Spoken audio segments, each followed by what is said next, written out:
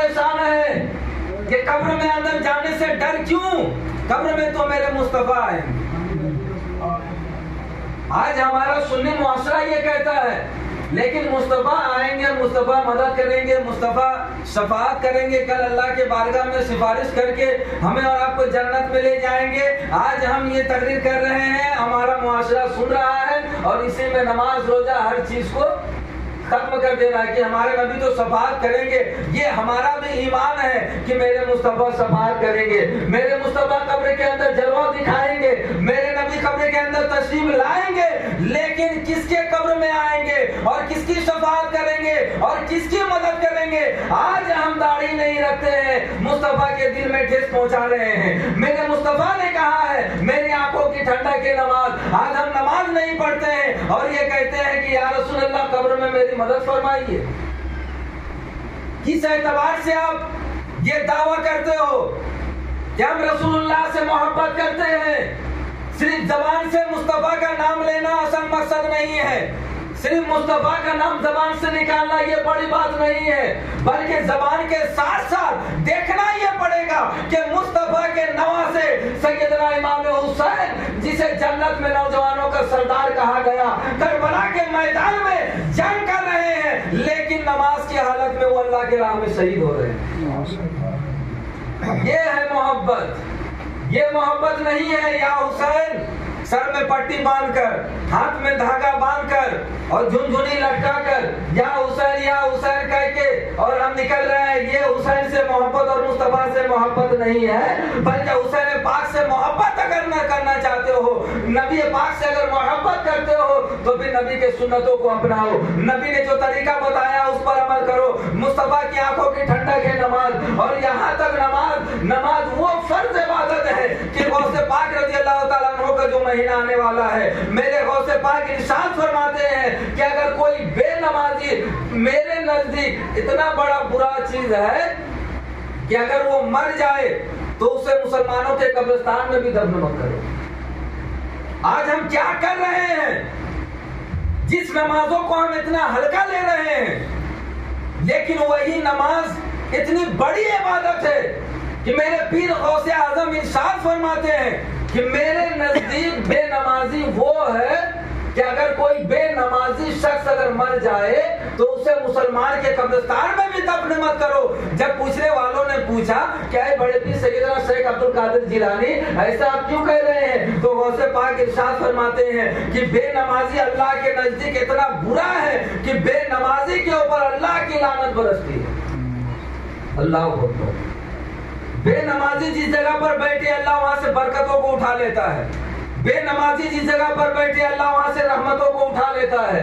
तो अब आप अंदाजा लगाइए कि आज हम किस चीज से महरूम हो रहे हैं। बल्कि हमें और आपको होना तो ये चाहिए कि अल्लाह ने हमें और आपको मुसलमान बनाया है तो नमाज मुसलमानों के लिए फर्ज किया गया है, किसी गैर मुस्लिम के लिए फर्ज नहीं किया है और किसी यहूदी और ईसाई के लिए फर्ज नहीं है, बल्कि नमाज को अल्लाह ने हमारे लिए फर्ज किया है। भाइयों और मेरे चचा यहाँ पर जितने भी लोग बैठे हैं, सबसे गुजारिश करना चाहूंगा कि नमाज अल्लाह के नजदीक, अल्लाह के रसूल के नजदीक सबसे बड़ी इबादत है। आप जुलूस निकालिए ठीक है, लेकिन जुलूस निकालना एक मुस्तहब अमल है। अब या हुसैन का नारा लेकर के आप मैदान में निकलिए ठीक है, ये मुस्तहब अमल है, इससे आपको नेकी मिलेगी ठीक है, हुसैन पाक से मोहब्बत का दावा है ठीक है। आप गौसे पाक के नाम पर लंगर लुटाइए, गरीब नवाज के दरबार में जाइए, हर अमल कर कीजिए, ये हर अमल आपके लिए मुस्तहब अमल है, लेकिन नमाज एक फर्ज अमल है। नमाज एक फर्ज अमल है।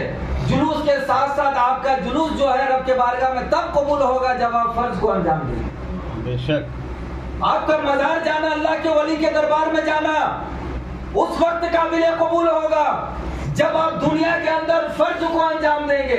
यानी कि हर फर्ज को आप अगर मुस्तहब अमल को अगर छोड़ देते हो, अगर आप नहीं करते हो, कोई बंदा अगर जुलूस ना निकाले तो वो गुनाहगार नहीं होगा। मेरी बातों को गौर से सुनिए, वरना मेरे जाने के बाद उल्टी सीधी सोच समझ के मत रखिएगा।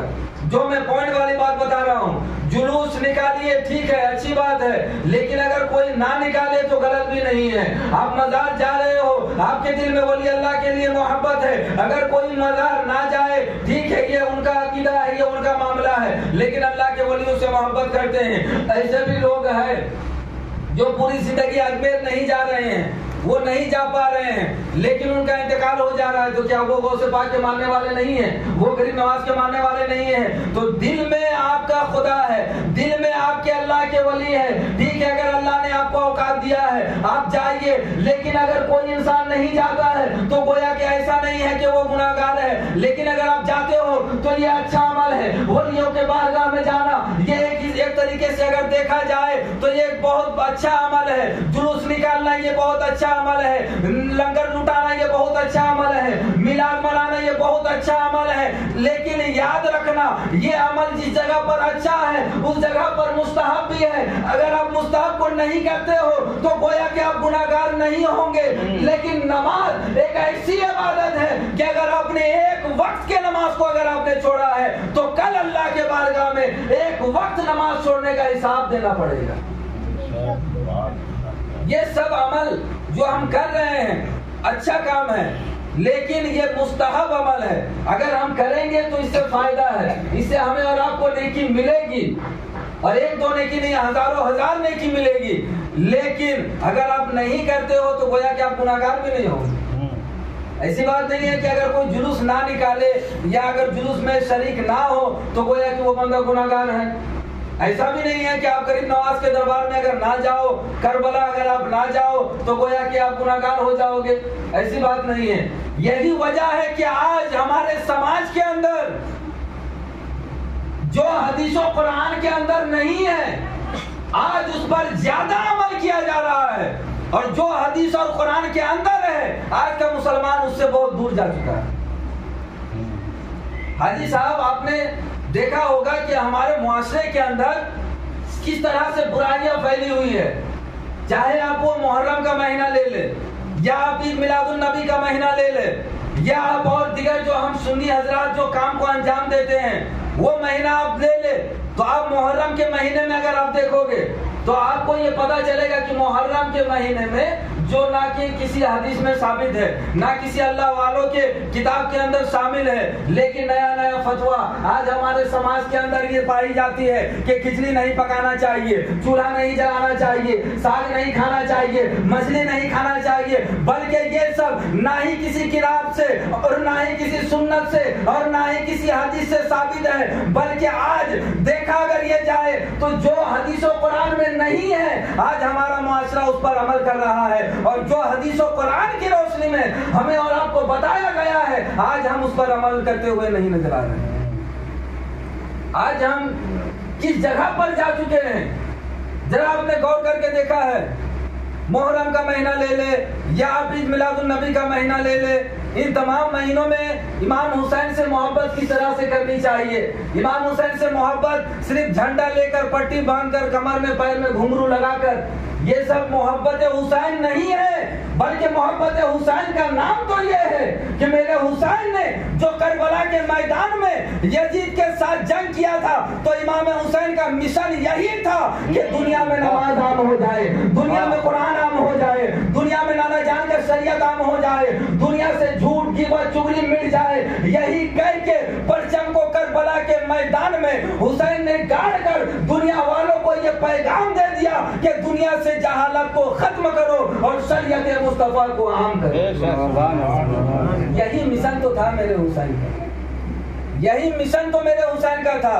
मेरे हुसैन करबला के मैदान में अपने सर को अल्लाह के बारगाह में कुर्बान कर दिए, लेकिन आखिरी पैगाम ये देकर गए कि ऐ लोगों सुनो सुनो, हुसैन करबला के मैदान में जंग की हालत में है, हजारों हजार तलवार इमाम हुसैन के गर्दन के ऊपर लटक रही है, लेकिन फिर भी हुसैन ने नमाज को कज़ा नहीं किया। लेकिन हुसैन ने फिर भी नमाज को कज़ा नहीं किया। आज अगर हम नमाज पढ़ते हैं तो थोड़ी सी अगर हमारे शरीर के अंदर, जिस्म के अंदर अगर तकलीफ होती है, बुखार, बदन है दर्द, तो हम नमाज को छोड़ देते हैं। क्या आज के पढ़बो ना काल के आदा करे लो, কিন্তু কেমন নয় ইমাম হুসাইন রাদিয়াল্লাহু তাআলা কেমন কেমন অবস্থায় নামাজকে ছাড়েন না। তাহলে ভাই চাচারা, যে হুসাইনকে নবী মুস্তাফা দুনিয়ার মধ্যে ঘোষণা করে দিয়েছেন যে এই হুসাইন হচ্ছেন জান্নাতের মধ্যে সমস্ত নওজওয়ানদের সর্দার, সে হুসাইন করবলার মাঠের মধ্যে নামাজের অবস্থায় জীবন দিচ্ছেন, তাহলে আজ তো আমরা সে হুসাইনের কদমের ধুলেরও সমতুল্য নাই। आज तो हम और आप उसी हुसैन के कदमों के धूलों के बराबर भी हमारी हैसियत नहीं है, लेकिन फिर भी आज हम किस पर फख्र करते हैं।